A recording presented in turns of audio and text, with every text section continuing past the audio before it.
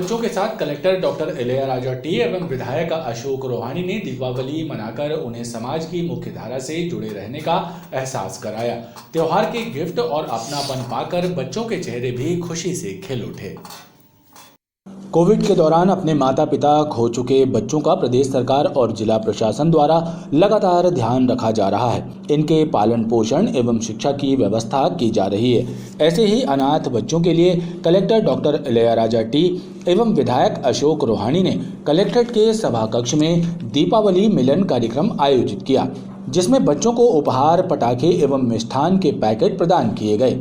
मुख्यमंत्री शिवराज सिंह चौहान के निर्देश पर आयोजित इस कार्यक्रम का मकसद रहा कि अनाथ बच्चे स्वयं को समाज की मुख्यधारा से जुड़ा हुआ महसूस करें और उन्हें अभिभावकों की कमी ना खले। माननीय मुख्यमंत्री महोदय के निर्देशानुसार हमारे कोविड में ऐसे बच्चे हैं और उसके अलावा भी मतलब है ना ऐसे बच्चे हैं अपना है ना माँ बाप को है ना खोए हैं, उनके साथ है ना मतलब है ना पूरी प्रशासन है। तो आज है ना दीपावली के शुभ अवसर पर पावन पर्व पर खुशियाँ बांटने के लिए ना ये कार्यक्रम है ना आयोजित किया गया है। आई थिंक जिले भर का है ना अराउंड 85 ऐसे बच्चे हैं मतलब है ना किनके साथ है ना आज है ना जिला प्रशासन, जनप्रतिनिधिगण सभी लोग मिल करके ना मतलब दीपावली के ना खुशियाँ है ना बांटेंगे। आज वो एक बाल आशीर्वाद योजना भी है, उसमें कोविड का अलावा भी मतलब है ना कोई भी बच्चे का है ना उनको माँ बाप नहीं है, उसके लिए भी है ना मतलब है ना हर महीने है ना 4,000 रुपये देने के लिए प्रावधान है। कोविड में कितने भी बच्चे हैं अपने माँ बाप के कोई उनको 5,000 रुपये हर महीने ना देने का ना प्रावधान है। तो बाल आशीर्वाद योजना का नए बच्चे हैं उनको भी हम लोगों ने आज है ना बुलाए हैं, वो भी हमारे ना बीच में है। आज उनका गार्जियन है और जिला प्रशासन ने ये आश्वासन भी दिया, जनप्रतिनिधि भी कि मतलब है ना हर कदम पे ना हम लोग है ना उनके साथ है ना खड़े होंगे और उनकी हर ज़रूरत हर है ना चीज़ें हैं मतलब है ना उनके साथ हम लोग रहते हुए पूर्ति करेंगे। मैं इनके उज्जवल भविष्य की कामना करता हूँ। सरकार, माननीय मुख्यमंत्री जी, प्रशासन, जनप्रतिनिधि इनके आगे बढ़ने के लिए इनके साथ कंधे से कंधा मिलाकर हर पल हर क्षण रहेंगे, इस बात का संकल्प माननीय मुख्यमंत्री जी ने लिया है। हम भी विश्वास दिलाते हैं कि इन बच्चों को इस बात, उनके माता पिता को तो हम वापस नहीं ला सकते, लेकिन इस बात की कमी महसूस न होने देंगे कि उनके माता पिता नहीं, और उनकी हर ज़रूरतों में, उनके आगे बढ़ने में हर संभव जितनी मदद होगी करने का प्रयास प्रशासन और सरकार करेगी और माननीय मुख्यमंत्री और जनप्रतिनिधि करेंगे। त्योहार के मौके पर उपहार एवं अपनेपन का एहसास पाकर बच्चों के चेहरे भी खुशी के साथ खिल उठे। उन्होंने खुशी का इजहार किया। अग्नि हादसों को टालने के लिए एवं जनता की त्वरित मदद के लिए नगर निगम प्रशासन ने अपनी फायर ब्रिगेड को अलर्ट मोड पर रखा है। कर्मचारियों की छुट्टियां कैंसिल कर दी गई हैं और 12-12 घंटों की 2 शिफ्टों में अमला तैनात किया गया है। दीपावली के समय होने वाली अग्नि दुर्घटनाओं से निपटने के लिए नगर निगम की फायर ब्रिगेड चौकन्नी है। कर्मचारियों की छुट्टियां कैंसिल कर दी गई हैं और 24 घंटे अमला तैनात रहे, इसकी व्यवस्था की गई है। साथ ही शहर के जिन स्थानों पर पटाखा बाजार लगे हुए हैं, उन स्थानों पर फायर वाहन खड़े कर दिए गए हैं। दीपावली पर्व को देखते हुए 24 घंटे हमारा अमला तैनात कर दिया गया है, जिसमें सभी कर्मचारियों की छुट्टी बंद कर दी गई है। 24 आवर्स कर्मचारियों को 12-12 घंटे 2 शिफ्टों में डिवाइड करके ड्यूटी कराई जा रही है। वर्तमान में फटाके बाजार कठौंदा, मदल महल, गोरखपुर, गमापुर, इन सभी जगहों पे जहां फटाके की दुकान लगी है वहां पर फायर वाहन उपलब्ध करा दिए गए हैं। हमारे कर्मचारी तैनात हैं। जिस समय लोग उत्सव की खुशियां मना रहे होंगे, उस समय अग्निशमन दल के सदस्य जनता की सुरक्षा में तैनात रहेंगे ताकि त्योहार की खुशियां मातम में ना बदल पाएं। बढ़ती महंगाई का असर फूलों के दामों पर भी पड़ा है। बाजार में फूलों की आवक भले ही ज्यादा हो गई है, लेकिन पिछले वर्ष की तुलना में इस बार फूल लगभग 20% महंगे हुए हैं। व्यापारियों का कहना है कि अधिकांश माल बाहरी शहरों से बुलवाया गया है, लिहाजा फूल महंगे हो गए हैं। महंगाई का असर फूलों पर भी पड़ा है। इस बार फूल लगभग 20% महंगी दर से बिक रहे हैं। त्योहारों पर अमूमन फूलों की दरों में पहले भी इजाफा होता रहा है और इस वर्ष भी महंगाई हावी है।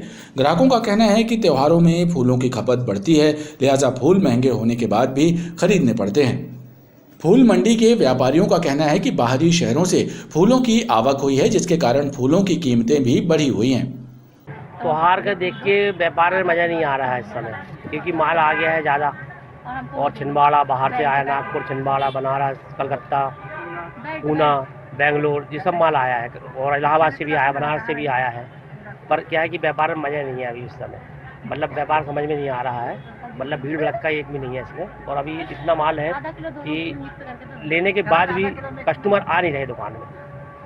बहुत मतलब इस समय मतलब दीपावली कैसी रहती है अब ये भगवान भरोसे है। कुछ महंगाई के कारण है, ये महंगाई कारण है, धंधा बहुत फर्क पड़ा है, कच्चा व्यापार है, बिक गया ठीक है, नहीं तो फिर तो।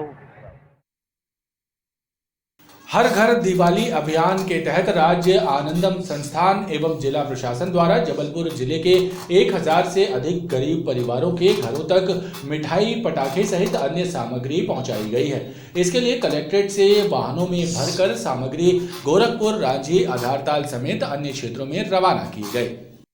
गरीब परिवारों के घरों में भी दीपावली के चिराग रोशन हो सकें, इसके लिए शासन द्वारा हर घर दिवाली अभियान शुरू किया गया है। इसके तहत मिठाई, नमकीन, फुलझड़ी, दिया बाती और तेल के पैकेट बनाए गए हैं, जिन्हें शहर के 1000 से ज्यादा परिवारों को वितरित किया गया। इसके लिए कलेक्टर इलैयाराजा टी की मौजूदगी में कलेक्ट्रेट परिसरों से वाहनों को रवाना किया गया। पात्र लोगों को मिल जाए, इसके लिए आपको बहुत बहुत शुभकामनाएं।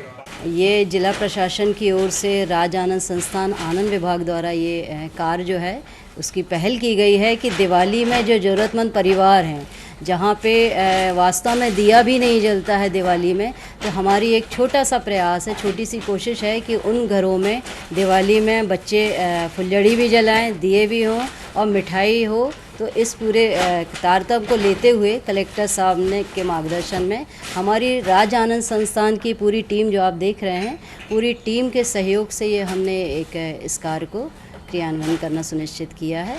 और हमने कुछ ऐसे वार्ड भी देखे हैं, जैसे आधारताल है, रांची है और गोरखपुर। इन 3 वार्ड में जहाँ पे ऐसे गरीब बस्ती हैं जो ज़्यादा तादाद में हैं, ज़्यादा परिवार है, तो कुछ तहसीलदार, पटवारी और आरआई की मदद से हमने चिन्हित किया इन क्षेत्रों को। तो उनके यहाँ अब हमारे 12 बजे टीम निकल गई है और यह टीम वहाँ पर जाकर ये सामग्री जो है आप देख रहे हैं, जैसे ये मेरे पास ये है, ये सामग्री, ये पूरा गिफ्ट हैम्पर जो है ये हम उस परिवार को कहना चाहिए दिवाली का जो एक तोहफा है वो उनको देंगे। बहुत अच्छा लग रहा है इस काम को करने से। जैसे घर में हम अपने घर में दिवाली मनाते हैं और आनंदित होते हैं, तो हम चाह रहे थे कि जो गरीब परिवार है वो भी उसी आनंद की अनुभूति प्राप्त करें। तो आज हम लोग ये गिफ्ट हैम्पर उन्हें देने चाहेंगे और जो खुशी हमें मिल रही है वो उन्हें भी देंगे कि उनके घर में भी दिया जले। राज्य आनंदम संस्थान के सदस्यों ने बताया कि शासन की मंशा गरीब परिवारों के साथ दीपावली की खुशियां साझा करना है। रेलवे स्टेशन पर यात्री सुविधाओं में विस्तार होने के बाद कुलियों के काम में कमी आई है, लिहाजा कुली आर्थिक संकट से जूझ रहे हैं। मुसाफिरों का बोझा ढोने वाले कुलियों को रेल प्रशासन से मदद की दरकार है। रेलवे स्टेशन पर यात्रियों का लगेज उठाने वाले कुलियों के पास इन दिनों काम की कमी है। उनका कहना है कि यात्री सुविधाओं में विस्तार होने के बाद से ही उनके सामने रोजी रोटी का संकट खड़ा हो गया है। कुलियों की माने तो रेलवे प्रशासन द्वारा उनकी ओर ध्यान नहीं दिया जा रहा है, जबकि उन्हें रेल प्रशासन से मदद की दरकार है। भैया इतना बड़ा त्यौहार है, उसके बाद काम बिल्कुल नहीं है। आज सवारी तो खूब आ रही है, स्टेशन में आती है और चली जाती है, ठीक है। सब वजह तो बहुत बड़ी है, वजह तो अब इतनी सुविधाएं हुए हैं रेलवे में, एक्सीलेटर हैं, रैंप हैं, ट्रॉली वाले बैग हैं, तो कुली की तरफ तो आदमी 5% देखता है। सब रोजी रोटी चलाना मुश्किल हो रहा है, ये कंडीशन है। काम धंधा बिल्कुल डाउन चल रहा है, काम धंधे में कोई दम नहीं है। सब लोग आते हैं अपना स्वयं खींच के लेके चले जाते हैं सामान। बहुत ज़्यादा फर्क पड़ा जब से लॉकडाउन लगा है, कोरोना काल से ही काम ख़त्म हुआ है। लोग महंगाई से भी इतना त्रस्त हो गए हैं कि इसके कारण कुली भी करना बंद कर दिए हैं लोग अपने अपने पैसे को बचाने के चक्कर में। कुलियों के अनुसार बैटरी चलित वाहन आने एवं एस्केलेटर लगने के बाद से यात्री अपना सामान खुद ही उठा लेते हैं, जिससे कुलियों की पूछ परख कम हो गई है। दीपोत्सव पर्व दिहाड़ी मजदूरों के लिए फीका साबित हो रहा है। दरअसल श्रमिकों को ठीक से काम नहीं मिल रहा, जिसके कारण उन्हें आर्थिक परेशानी का सामना करना पड़ रहा है। श्रमिकों का कहना है कि उनके पास घर वापस जाने के लिए किराए के पैसे भी नहीं है। दीपावली का त्योहार दिहाड़ी मजदूरों के लिए फीका रहेगा। दरअसल श्रमिकों का कहना है कि उन्हें पहले की तरह काम नहीं मिल पा रहा है, जिसके कारण उनको आर्थिक तंगी का सामना करना पड़ रहा है। उन्होंने बताया कि कोरोना काल के बाद से ही दिहाड़ी मजदूरों की हालत पतली है। अरे बहुत कम करा रहे भैया काम, रुपया में कम से कम नहीं 4 आदमी काम करा रहा हो, बाकी काम नहीं करा रहा कोई, क्योंकि आखिरी महीना में भी दिवाली पड़ रही है। कोरोना में से आदमी टूट गया, कहाँ से पैसा ला है आदमी है? उतनी कमाई भी तो होनी चाहिए जब तक तो वो आदमी काम करे है। त्योहार के समय काम बहुत ही मद्दा चल रहा है, नहीं मिल पा रहा, मिल रहा तो घंटे 2 घंटे का 100-200 रुपये का काम मिल रहा और ढंग से मजदूरी नहीं मिल पाता। बड़े लोग का त्योहार है, वो लोग तो मना लेंगे, हम लोग कैसे मनाएं? काम ही नहीं उठ रहा, जाने के लिए किराए के पैसा भी अभी नहीं है, और जब काम देखेंगे काम मिलेगा तो करेंगे। बहुत मद्दा काम है, बोलते हैं जबलपुर में बहुत काम है, पर कुछ नहीं है जबलपुर में। काम आता है भी तो वही 200 ले लो, 300 रुपये ले लो, बस कोई जाता है जिसकी अटकी है, नहीं तो कोई बैठा रहता है। बस बिल्कुल बहुत मद्दा काम है, कम से कम मजदूरी भी नहीं मिल पा रही, 400-500 रुपये। बस कोई बोलता है 2 घंटे में 100 रुपये ले लो, 50 रुपये ले लो, इसलिए काम बहुत मद्दा है। श्रमिकों के अनुसार उन्हें कम काम मिलने की वजह से त्योहार मनाने के लिए भी उनके पास पैसे नहीं हैं। मां रेवा को प्रदूषण मुक्त रखने के लिए चलाए जा रहे अभियान के बावजूद भी लोगों में जागरूकता का अभाव है। नर्मदा तट लमेटा घाट में इसका नजारा दिखाई दे रहा है, जहां पर नर्मदा स्नान करने आने वाले लोग साबुन शैम्पू का धड़ल्ले से उपयोग कर रहे हैं और जहां तहां कचरे के ढेर भी लगे हैं। ये नज़ारा है लमेटा घाट का, जहां पर जगह जगह कचरे के ढेर लगे हैं और घाट पर स्नान के लिए आने वाले लोग प्रतिबंधित होने के बाद भी साबुन और शैम्पू का धड़ल्ले से उपयोग कर रहे हैं, जिससे नर्मदा जल प्रदूषित होने का खतरा बना हुआ है। क्षेत्रीय जनों का कहना है कि मना करने के बाद भी लोग बाज नहीं आते हैं। यहाँ की सबसे बड़ी परेशानी ये है कि जो लोग आते जाते हैं या गाँव के लोग हैं, अपन उनको मना करते हैं तो ये लोग मानते नहीं हैं कि साबुन शैम्पू ना लगाओ, नर्मदा जी स्वच्छ रखो, अन्नी पन्नी ना फेंको, जो भी कचरा है भाई अपना डस्टबिन में डालो, कचरा गाड़ी आती है उसमें डालिए। तो अब लोग इतने रहते हैं कि सर अकेले तो अब अपन लड़ नहीं सकते और किस किस से लड़ेंगे। तो कहने का मतलब सर इनको मना ही कर सकते हैं अपन, हर व्यक्ति से तो नहीं जा के अपन बोलेंगे या लड़ेंगे। तो यहाँ की सबसे बड़ी समस्या ये है। और यहाँ की जो दुकानें हैं तो दुकानों तेल साबुन शैम्पू सब रखते हैं, तो उस पर पॉलीथीन का भी उपयोग हो रहा है। तो यही है सर यहाँ की सबसे बड़ी परेशानी। मां रेवा को प्रदूषण मुक्त रखने चलाए जा रहे अभियान के बाद भी लोगों में जागरूकता का अभाव देखा जा रहा है। शहर के अधिकांश थानों में जब्त वाहनों के कबाड़ का अंबार लगा हुआ है। नियमानुसार समय रहते ही जब्त वाहनों की नीलामी नहीं होने से अच्छे खासे वाहन कबाड़ में तब्दील हो जाते हैं, लेकिन जिम्मेदार अधिकारियों को इसकी जरा भी चिंता नहीं है। रांझी थाने में रखे ये जब्त वाहन धीरे धीरे कबाड़ में तब्दील हो रहे हैं। इन वाहनों के कारण पूरा थाना परिसर कबाड़ खाने सा दिखाई देने लगा है, लेकिन जिम्मेदार अधिकारियों को इसकी चिंता नहीं है। समय पर यदि जब्त वाहनों की नीलामी हो जाए तो अच्छा खासा राजस्व पुलिस विभाग को मिल सकता है। गाड़ी जितनी आती है उनमें यही जल्दी जल्दी गाड़ी का यहाँ से रवाना करवा दी जाए, कबाड़ में दी जाए या फिर सरकारी नीलामी में कटवा दी जाए। पैसा तो कुछ नहीं लगता, जो भी है यहाँ इन्हें कबाड़ जुटता है थाने से जल्दी हटा दिया जाए, वो अच्छी बात है ना। शहर में आधा दर्जन से ज्यादा थानों की स्थिति लगभग ऐसी ही है। हजारों वाहन थाना परिसर में पड़े पड़े सड़ रहे हैं। खास बात यह है कि जिम्मेदार अधिकारी इस मामले में कुछ भी बोलने से परहेज करते हैं, जिसकी वजह से स्थितियां स्पष्ट नहीं हो पाती हैं। आधारताल स्थित मां महालक्ष्मी के प्राचीन मंदिर में पूरी रात चलेगी माता लक्ष्मी की विशेष पूजा। मां लक्ष्मी के साथ नारायण और कुबेर जी का भी होगा सहस्त्रार्चन।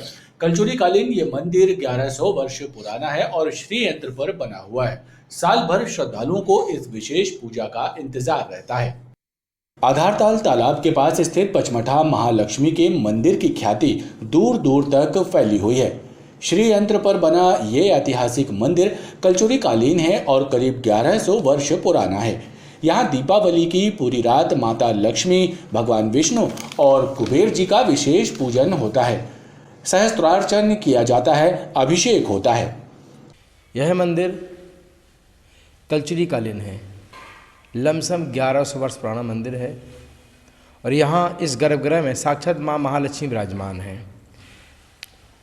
यह मंदिर श्री यंत्र बना हुआ है, अष्टदल। जैसी आप मंदिर प्रांगण में प्रवेश करेंगे आप तो बाहर श्री यंत्र मिलेगा और श्री यंत्र से जैसे आप ऊपर चल कर के आएंगे श्री यंत्र से आप तो अंदर गर्भगृह में माँ विराजमान हैं। जिस जगह गर्भगृह बना हुआ है वह मंदिर 12 राशि नवग्रह पर बना हुआ है और ऊपर अष्टदल कमल बना हुआ है। श्री यंत्र पर बने इस मंदिर की खासियत ये है कि मां लक्ष्मी यहाँ 40-50 फीट गहराई में बने गर्भगृह में विराजमान हैं, लेकिन सूरज की पहली किरण माता लक्ष्मी के चेहरे पर पड़ती है। बाहर से अंदर जहाँ माँ विराजमान है कम से कम 50 से 60 फीट की गहराई है, लेकिन सूर्य की पहली किरण माँ के चरणों में पड़ के फिर माँ के चेहरे पर आती है और माँ भक्तों को अलग अलग रूपों में दर्शन भी देती हैं। कभी माँ का रूप सफ़ेद समझ में आता है तो कभी पीलापन आता है, कभी नीलापन आ जाता है। ऐसा माँ का स्वरूप भक्तों को दिखता है और प्राय देखते ही रहते लोग। और यहाँ दीपावली में विशेष पर्व मनाया जाता है क्योंकि माँ महालक्ष्मी की पूजा, गणेश का पूजा, नारायण की पूजा सारा विश्व मनाता है और यहाँ साक्षात माँ लक्ष्मी विराजमान है स्वयं। काफ़ी दिन से हम लोग मंदिर आ रहे हैं, बहुत मतलब प्रसिद्ध मंदिर है और सबकी मनोकामना पूरी होती है और हम लोग भी आते हैं, बहुत सारी मनोकामना हम लोग की भी हुई हैं। अच्छा लगता है यहाँ पे, शांति मिलती है। हाँ, दर्शन करने तो सभी आते हैं यहाँ पे, मैं भी आती हूँ, लेकिन मेरे तो हमेशा ही आते हैं हम लोग। और ये कार्तिक मास में तो हमेशा ही मतलब पूरा माह है आते हैं और से जो जिसकी मनोकामना होती है मैया रानी पूर्ण करती हैं और यही कामना से मैं भी आ रही हूँ कि मैया रानी मेरी भी मनोकामना पूर्ण करे। इस मंदिर में दीपावली की रात होने वाली विशेष पूजन अनुष्ठान का श्रद्धालुओं को साल भर इंतजार रहता है। ये मंदिर 12 राशियों और 9 ग्रहों पर बनाया गया है। मंदिर के ऊपर कमल दल की आकृति बनी हुई है। ऐसी मान्यता है कि यहाँ पूजन अर्चन करने वालों के आर्थिक कलेश जल्द ही मिट जाते हैं और सुख समृद्धि की वर्षा होती है।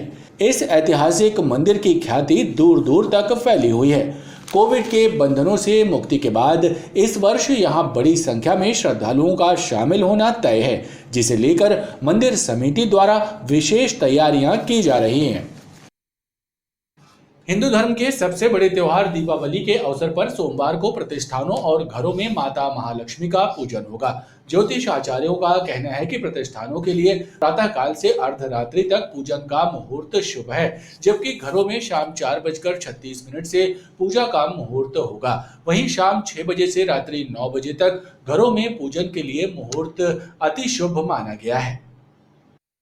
हिंदू धर्म के सबसे बड़े त्योहार दीपावली के मौके पर सोमवार को शुभ मुहूर्त में माता महालक्ष्मी का पूजन होगा। घरों और प्रतिष्ठानों में माता महालक्ष्मी का पूजन अर्चन कर सुख समृद्धि की कामना की जाएगी। ज्योतिष आचार्यों के मुताबिक सोमवार को पूजन के लिए अलग अलग समय शुभ है। अगर प्रतिष्ठानों की बात की जाए तो प्रातःकाल से अर्धरात्रि तक प्रतिष्ठानों में पूजन अर्चन किया जा सकेगा। वहीं घरों में पूजन के लिए शाम 4:36 से पूजन का मुहूर्त होगा। इसके साथ ही शाम 6 बजे से रात्रि 9 बजे तक घरों में पूजन के लिए मुहूर्त अति उत्तम माना गया है। व्यापारिक प्रतिष्ठानों में प्रातःकाल से ही दीपावली पूजन का समावेश रहेगा। सायंकाल 4:02 के बाद विशेष मुहूर्त होते हैं और उसके बाद भी सायंकाल 6 बजे से लेकर 9 बजे तक मेष और वृष लग्न में आप अपने परिवारों में भगवती महालक्ष्मी, सरस्वती, कुबेर, इंद्र के साथ साथ महाकाली महालक्ष्मी का, सरस्वती का पूजन आप विधि विधान से कर सकते हैं और उसके साथ जो इसका जो सद्भाव है वो रात्रि में 2:30 तक बना रहेगा। ज्योतिष आचार्यों के मुताबिक दीपावली पर्व पर माता महालक्ष्मी के साथ ही भगवान विष्णु, कुबेर, इंद्र, माता सरस्वती, माता महालक्ष्मी के पूजन का भी अलग अलग और विशेष महत्व है। इससे सुख समृद्धि और ऐश्वर्य की प्राप्ति होती है। दीपावली का पर्व 24 अक्टूबर को मनाया जाएगा। वहीं 26 अक्टूबर को गोवर्धन पूजा यानी अन्नकूट और 27 अक्टूबर को यम द्वितीया यानी भाई दूज का पर्व मनाया जाएगा। भारत ने T20 वर्ल्ड कप 2022 का सबसे बड़ा मुकाबला जीत लिया। भारत की टीम ने पाकिस्तान की टीम को 4 विकेट से हरा दिया। भारतीय बल्लेबाज विराट कोहली ने नाबाद पारी खेली और हार्दिक पांड्या के साथ 113 रनों की पार्टनरशिप के आखिरी ओवर में जब 16 रन चाहिए थे तब कोहली ने 9 बॉल पर 6 लगा दिया। टीम इंडिया को जीत की कगार पर लाकर खड़ा कर दिया। भारतीय टीम की जीत को लोगों ने जश्न के रूप में मनाया।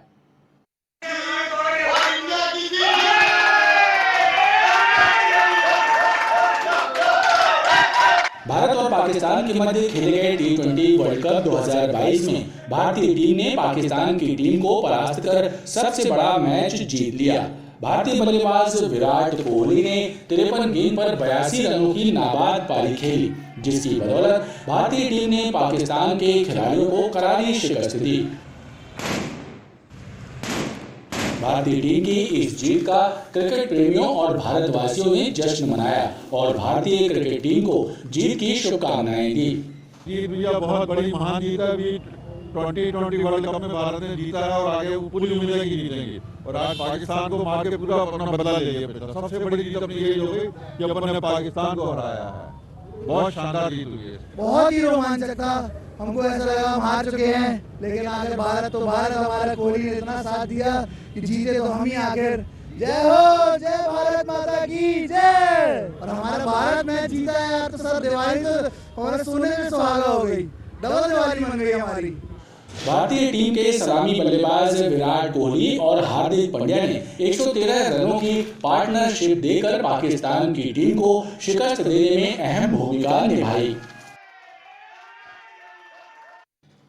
ईओडब्ल्यू जबलपुर एसपी देवेंद्र प्रताप सिंह राजपूत को ब्रेन अटैक आने के बाद जबलपुर अस्पताल के AICU वार्ड में इलाज के लिए भर्ती कराया गया है। एसपी ईओडब्ल्यू देवेंद्र प्रताप राजपूत की हालत नाजुक बताई जा रही है। उन्हें उपचार के लिए एयर एम्बुलेंस से दिल्ली ले जाया गया है।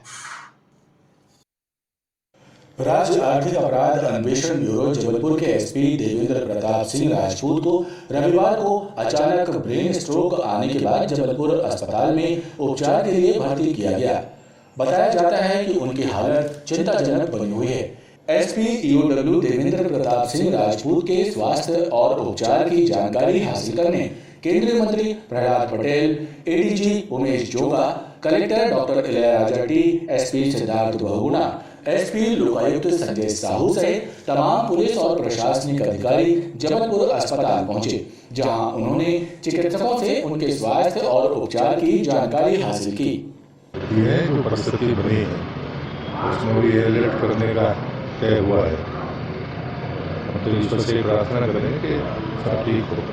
हमसे पहले तो इस परिस्थिति से ठीक होना जरूरी है और जैसा डॉक्टर बता रहे हैं कि रिकवरी है, उनको लिफ्ट किए करके ले जाया जा सकता है तक पहुँचने का। हम तो सब मानवता से प्रार्थना करेंगे कि वो भी आगे व्यक्ति है और हमारा तो पारिवारिक विश्वास करते हैं कि प्रभु कर पाते हैं। एसपी ईओडब्ल्यू देवेंद्र प्रताप सिंह राजपूत को उपचार के लिए एयर एम्बुलेंस से दिल्ली ले जाया गया है। शहर में क्रिकेट के ऑनलाइन सट्टे का कारोबार करने वाले सटोरिये अब भी सक्रिय हैं। भारत पाकिस्तान के बीच खेले गए world cup T20 cricket match में सट्टे की ऑनलाइन बुकिंग कर रहे एक सटोरिये को कोतवाली पुलिस ने गिरफ्तार किया है। भारत पाकिस्तान के बीच खेले गए T20 वर्ल्ड कप मुकाबले को लेकर क्रिकेट के ऑनलाइन सट्टे के कारोबारी और सटोरिये सक्रिय रहे। कोतवाली पुलिस की टीम ने समगढ़िया कॉम्प्लेक्स चेरीताल में दबिश देकर क्रिकेट का ऑनलाइन सट्टा बुक कर रहे दीक्षितपुरा निवासी सुब्रत यादव को गिरफ्तार किया। सुब्रत यादव मोबाइल के माध्यम से भारत और Pakistan T20 world cup match पर सट्टा बुक कर रहा था। इससे 3,55,000 रुपए नकदी, 4 मोबाइल फोन के साथ ही एक डायरी और कुछ दस्तावेज बरामद किए गए हैं। पुलिस डायरी और दस्तावेजों की छानबीन कर रही है। छापामार कार्रवाई की तो उसमें सुब्रत यादव 32 साल के मुहैया निवासी हैं। उनके द्वारा क्रिकेट ऑनलाइन सट्टा खिलाया जा रहा था मोबाइल और 3,55,700 रुपये उससे जब्त किए गए हैं। उससे पूछताछ करके आगे कार्रवाई की जा रही है। भारत पाकिस्तान में मैच था, उसके लिए था, और पुराने रिकॉर्ड के संबंध में अभी तक कोई जानकारी नहीं मिल पाई है और थाना से जानकारी दी जा रही है। पुलिस ने आरोपी सुब्रत यादव के विरुद्ध कोतवाली थाने में अपराध पंजीबद्ध किया है। पुलिस का कहना है कि आरोपी से जब्त किए गए मोबाइल, डायरी और दस्तावेजों की पड़ताल के बाद सट्टे के इस कारोबार से जुड़े अहम सुराग हाथ लगने की उम्मीद है। फिलहाल आरोपी से भी पुलिस पूछताछ कर रही है। खबरों का ये क्रम लगातार जारी है। आप देखते रहिए BTV न्यूज।